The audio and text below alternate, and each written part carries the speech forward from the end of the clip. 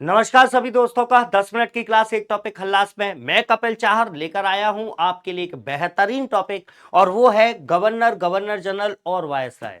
वास्तव में आपके यहां पर पहले बंगाल का गवर्नर हुआ करता था, फिर उसके पदनाम को बढ़ाकर बंगाल का गवर्नर जनरल किया गया, फिर उसके पदनाम को बढ़ाकर भारत का गवर्नर जनरल किया गया और उसके बाद उसके पदनाम को बढ़ाकर भारत का गवर्नर जनरल और वायसराय किया गया। तो इनके समय पर कौन कौन सी महत्वपूर्ण घटनाएं हुई उनसे आपके यहां पर प्रश्न लगातार बनते रहते हैं। तो जल्दी से देख लेते हैं। सबसे पहले बंगाल के गवर्नर की बात करते हैं और पहले गवर्नर के रूप में आपको रॉबर्ट क्लाइव का नाम याद रखना है। रॉबर्ट क्लाइव जिनका प्रथम कार्यकाल भारत में 1757 से 60 के समय था। इनके बारे में पहला पॉइंट तो यही है कि ये बंगाल के पहले गवर्नर हैं। इसके अलावा आपको याद रखना है इनके समय पर प्रसिद्ध प्लासी का युद्ध हुआ था नवाब सिराजुद्दौला। ठीक है, बंगाल के नवाब सिराजुद्दौला और रॉबर्ट क्लाइव के बीच में प्रसिद्ध युद्ध हुआ था 1757 में। 1765 में अवध के नवाब शुजाउद्दौला और शाह आलम के साथ में इलाहाबाद की संधि इन्हीं के समय पर हुई थी और 1765 में बंगाल में द्वैध शासन को प्रारंभ करने का कार्य भी इनके द्वारा किया गया।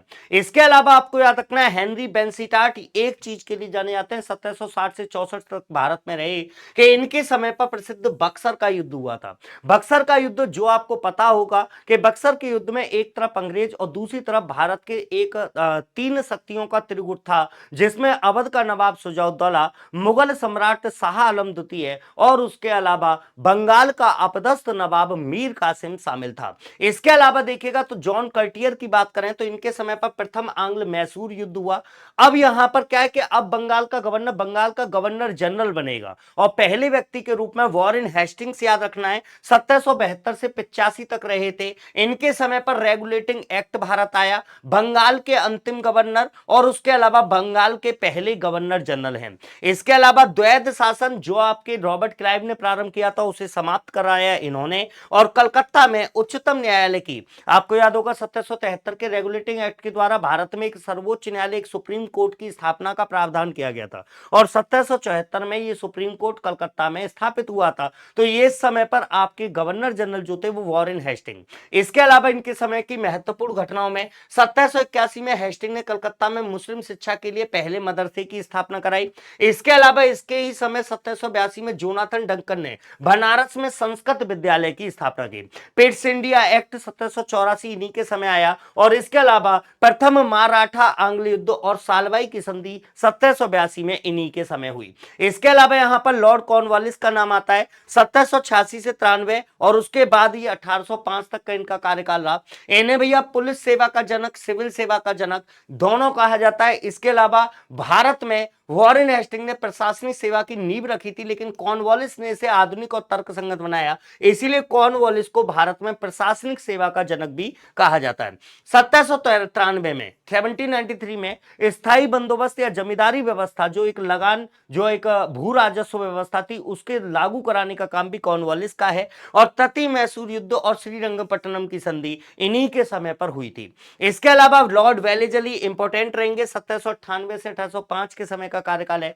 इनके समय पर क्या है कि लॉर्ड वेलेजली ने 1798 में सहायक संधि की शुरुआत कराई। सहायक संधि क्या होती थी कि बेसिकली भैया किसी भी जो राज्य हुआ करता था उस राज्य को अंग्रेजों के द्वारा अपने अधीन ले लिया जाता था और अगर वो आपके सहायक संधि को स्वीकार कर लेते थे तो फिर अंग्रेजी सेना की एक टुकड़ी वहां पर रख दी जाती थी। यहां पर सहायक संधि स्वीकार करने वाला पहला राज्य हैदराबाद रहेगा, याद रखेगा। कलकत्ता में नागरिक सेवा में भर्ती किए गए युवकों को प्रशिक्षित करने के लिए फोर्ट विलियम कॉलेज इन्हीं के समय पर स्थापित किया गया और एक चीज याद रखेगा इनके समय को बंगाल का शेर कहा जाता है। इसके अलावा भारत का गवर्नर जनरल मतलब बंगाल का गवर्नर जनरल भारत का गवर्नर जनरल बनेगा और पहले जो व्यक्ति होंगे वो लॉर्ड विलियम बेंटिक, याद रखेगा ये भारत के पहले गवर्नर जनरल बनेंगे। लॉर्ड विलियम बेंटिक जो है भारत का पहला गवर्नर जनरल बनेगा। राजा राममोहन राय के सहयोग से 1829 में सती प्रथा को समाप्त कराने में इनकी महत्वपूर्ण भूमिका रही। इसके अलावा आपको याद रखना है इनके समय पर ठगी प्रथा को खत्म किया गया था और इसे समाप्त करने में कर्नल सिलीमैन की महत्वपूर्ण भूमिका रही। अंग्रेजी माध्यम को उच्च शिक्षा का माध्यम इन्हीं के समय पर माना गया था। इसके अलावा चार्ल्स मेटकॉफ की बात करें तो इन पर एक ही क्वेश्चन बार बार पूछा जाता है, भारतीय प्रेस का मुक्तिदाता किसको कहा जाता है? तो भारतीय प्रेस का मुक्तिदाता आपके चार्ल्स मेटकॉफ को कहा जाता है। ऑकलैंड की बात करें, लॉर्ड ऑकलैंड 1836 से 42 आंग्ल अफगान युद्ध हुआ। और इसके अलावा कोलकाता से लेकर कलकत्ता, बेसिकली आज की डेट में कोलकाता कहते हैं, कलकत्ता से दिल्ली तक जीटी रोड जो है उसकी मरम्मत के समय पर कराई गई। इसके अलावा एलन बरो की बात करें तो एलन बरो भारत में दास प्रथा का अंत इन्हीं के समय पर किया गया था। इसके अलावा लॉर्ड डलहौजी बहुत इंपॉर्टेंट रहेंगे एग्जाम के हिसाब से, 1848 से 56 तक भारत में रहे। इसके समय में ब्रिटिश साम्राज्य का अत्यधिक विकास हुआ। सबसे चीज, डलहौजी को भारत में रेलवे का जनक कहा जाता है। इन्हीं के समय पर 16 अप्रैल 1853 को मुंबई से ठाणे के बीच में पहली बार रेल चलाई गई। और इसके अलावा शिक्षा संबंधी सुधारों के लिए 1854 के वुड डिस्पैच को लागू किया।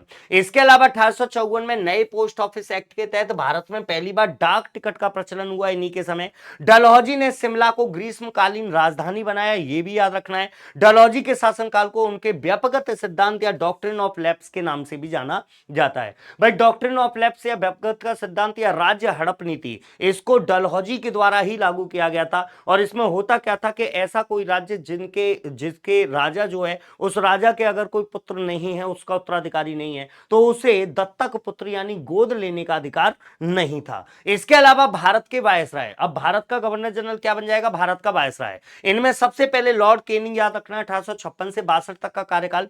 इनके समय पर अंतिम गवर्नर जनरल थे और ये भारत के पहले वायसराय बनेंगे। 1857 की क्रांति इनके समय पर हुई। कैनिंग के समय ही 1856 में विधवा पुनर्विवाह अधिनियम आया। कलकत्ता, मुंबई, मद्रास में हाईकोर्ट की स्थापना इन्हीं के समय हुई और डलहौजी का राज्य हड़प सिद्धांत जो था उसको समाप्त किया।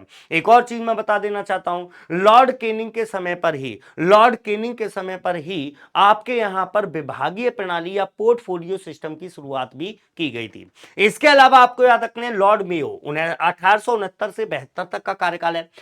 इनके समय पर भारत में पहली जनगणना 1872 में हुई। इसके अलावा अजमेर में मेयो कॉलेज की स्थापना हुई। एक कृषि विभाग 1872 में बना और 1872 में मेयो की अंडमान में एक अफगान द्वारा चाकू मारकर हत्या कर दी गई। एक क्वेश्चन यहां पर आपसे बनता है कि भैया ऐसा कौन सा पहला वायसराय था जिसकी हत्या उसके कार्यकाल के दौरान ऑफिस में की गई थी? तो आपको याद रखना है लॉर्ड मेयो। इसके अलावा लॉर्ड लिटन की बात करें तो 1876 से 80 तक का कार्यकाल। 1878 में लॉर्ड लिटन ने भारतीय समाचार पत्र अधिनियम वर्नाकुलर प्रेस एक्ट पारित कर भारतीय समाचार पत्रों पर कठोर प्रतिबंध लगाए। इसके अलावा 1878 में पारित हुए भारतीय शस्त्र अधिनियम के तहत शस्त्र रखने और व्यापार करने के लिए लाइसेंस को अनिवार्य बना दिया गया।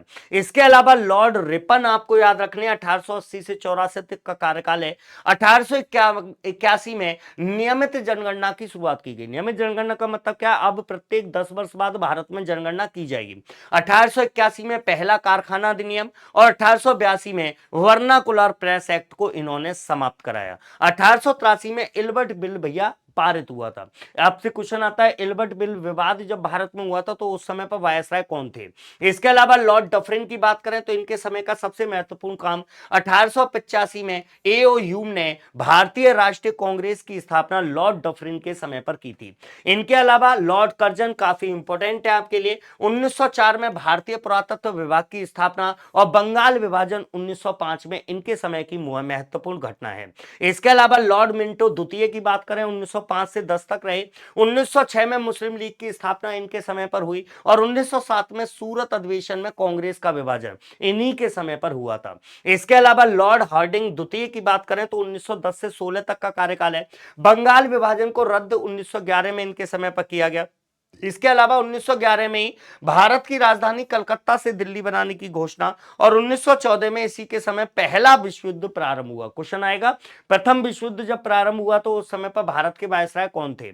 इसके अलावा लॉर्ड चेम्सफोर्ड की बात करें 1916 से 21 तक का इनका कार्यकाल। इनके समय 1916 में होम रूल लीग की स्थापना हुई। 1917 में गांधी जी का चंपारण सत्याग्रह, गांधी जी का भैया आपके सक्रिय राजनीति में जो प्रवेश हुआ था वो इन्हीं के समय पर हुआ था। 13 अप्रैल 1919 को जलियांवाला बाग हत्याकांड, 1919 के रॉलेट एक्ट इन्हीं के समय पर आया था, 1920 में असहयोग आंदोलन की शुरुआत भी इन्हीं के समय पर हुई थी। इसके अलावा लॉर्ड रीडिंग की बात करें, 1921 से 26 तक का कार्यकाल है। 5 फरवरी 1922 को जो चौरी चौरा कांड हुआ था वो इन्हीं के समय पर हुआ था। इसके अलावा यहां पर देखिएगा लॉर्ड इरविन की बात करें 1926 से 31 के बीच में, तो लॉर्ड इरविन के समय भैया आपको याद रखना है साइमन कमीशन भारत आया था। इसी के समय महात्मा गांधी का सविनय अवज्ञा आंदोलन प्रारंभ हुआ। पहला गोलमेज सम्मेलन 1930 में इन्हीं के समय प्रारंभ हुआ और 4 मार्च 1931 को गांधी इरविन समझौता हुआ था, है ना, जिसके द्वारा सविनय अवज्ञा आंदोलन को स्थगित किया गया। इसके अलावा लॉर्ड वेलिंगटन 1931 से 36 का समय, द्वितीय गोलमेज सम्मेलन, तृतीय गोलमेज सम्मेलन। पहला गोलमेज सम्मेलन 1930, दूसरा 1931, तीसरा 1932। ठीक है, गांधी और अंबेडकर के बीच में पूना समझौता 1932 में इनके समय हुआ और भारत सरकार अधिनियम 1935 से इन्हीं के समय पर पारित हुआ था। इसके अलावा यहां पर देखिएगा तो लॉर्ड लिनलिथगो की बात करें 1936 से 43 तक का कार्यकाल, तो भैया वायसराय के तौर पर सर्वाधिक लंबा कार्यकाल, सबसे लंबे समय तक जो वायसराय रहे वो यही थे, लॉर्ड लिनलिथगो।